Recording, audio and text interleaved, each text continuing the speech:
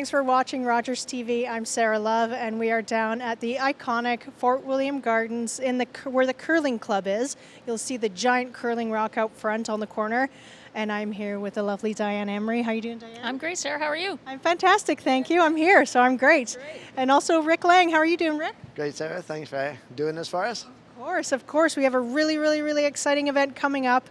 And it's coming up fast in February. It's the Scotties Tournament of Hearts, and Diane is here to tell us all about it. Diane, tell us about this event, first of all. How did we get it?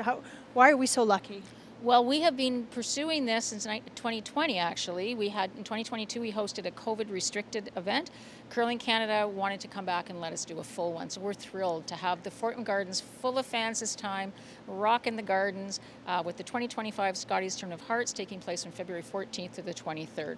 And what can our viewers expect for that tournament? We are expecting the top women curlers from all across Canada to be here. This is a great curling community. We get to watch the best on the ice. So we've got some fantastic curlers coming, and it's just going to be a super event. I'm really excited. And Rick, in a few minutes, Rick's going to be talking about the competition and what we can expect there. But for our viewers, in terms of the event and logistics, what's happening? Well, first I have to get tickets. So tickets are available, still available. You can get some tickets for as low as $20.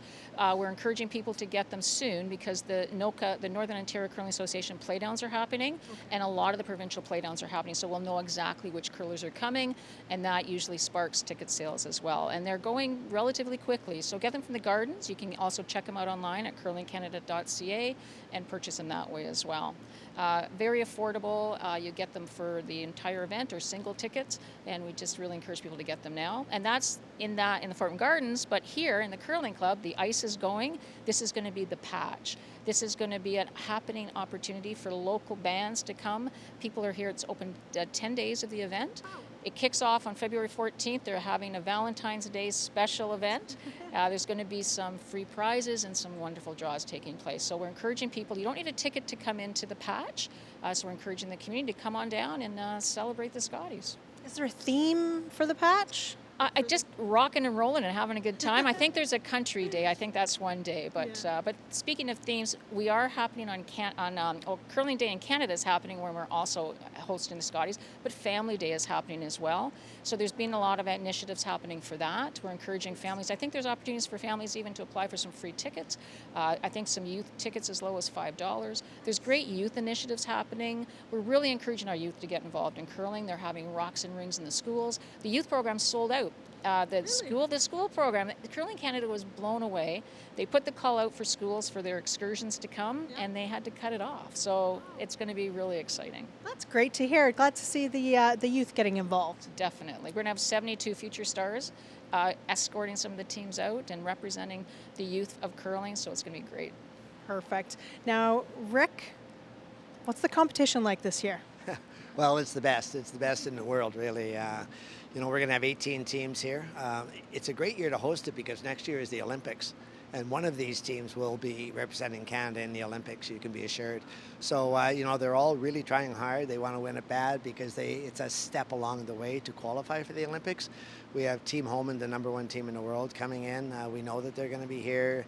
Team Laws. There's a Team Einerson who's won it 4 times. So all the very best teams in Canada will be here, and competition won't be lacking for sure.